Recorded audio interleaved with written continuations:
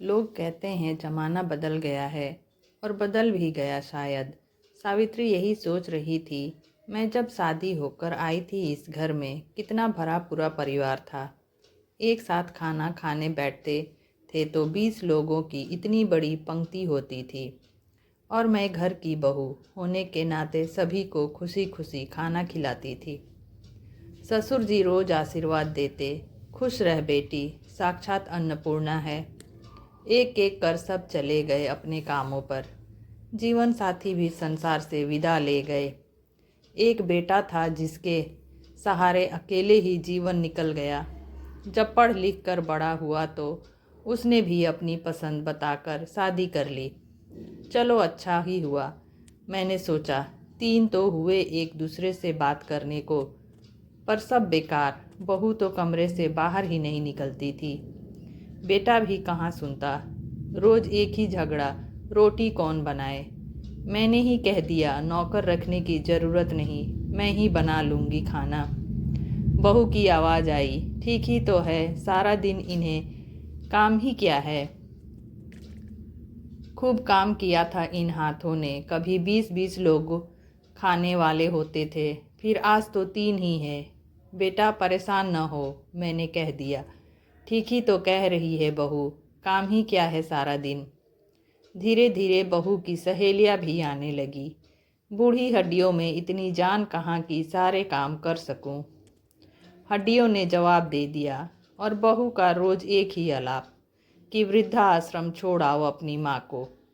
एक दिन मैं खुद ही वृद्धाश्रम चली गई। पति की पेंशन ही बहुत थी मेरे लिए। शहर भी छोड़ दिया था। बेटे को ना ढूंढने के लिए पत्र लिख दिया। वृद्धाश्रम पहुंची।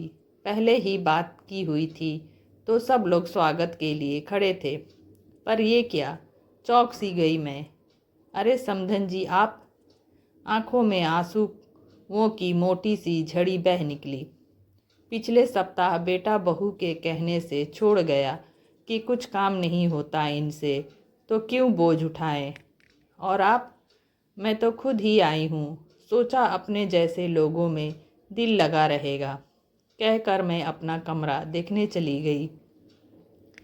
10 दिन बाद ही बहू बेटे को यहाँ देख मैं हैरान थी। वो समधन को लेने आए थे, पर समधन अपनी बेटी को डांट रही थी कि तभी मैं वहाँ पहुँची। मुझे देख बेटा बहू मेरे चरणों में गिर गए। कहाँ चली गई थी माँ, बेटे ने कहा। बहू प्रायश्चित के आंसू बहा रही थी। उठो, मैंने कहा। यहाँ कैसे पहुँचे? बहू की आवाज़ आई। मैं आज माँ से मिलने आई तो पता चला भाई उन्हें यहाँ छोड़ गया। भाई से झगड़ा हुआ तो उसने जताया कि मैंने भी तो यही किया है अपनी सास के साथ। दुख के मारे अपने आप से घृणा हो रही थी कि कहाँ पश्चाताप करूं। आपका कोई पता भी तो नहीं है। आपके बेटे ने कहा पहले तुम्हारी माँ को ले आते हैं, फिर मैं अपनी माँ को ढूंढता हूँ। और भी गलीन हुई कि मैंने क्या नहीं कहा आपको, आपके बेटे को, पर फिर भी इन्हें मेरी माँ की चिंता थी। आज आप मिल गई, घर चलिए, मुझे पश्चाताप का मौका मिलेगा। नहीं बहू, घर तो अब हम नहीं जाएंगे, सावित्री ने कहा, क्योंकि अब यही हमारा घर है। पर अगर तुम्हें पश्चाताप ही करना है तो हफ्ते महीने में जब भी समय मिले हम सब के लिए खाना बनाकर लाओगी और सारा दिन तुम दोनों हमारे साथ ही रहोगे, जिससे यहाँ रहने वाले सभी का दिल लगा रहेगा।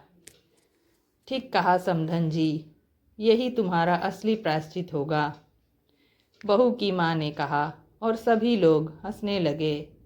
आज वृद्धाश्रम में एक नई खुशी का आगाज़ जो हुआ था। तो दोस्तों, आपको यह कहानी कैसी लगी?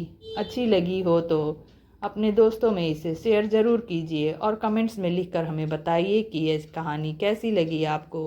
मिलते हैं नेक्स्ट वीडियो में। Thank you.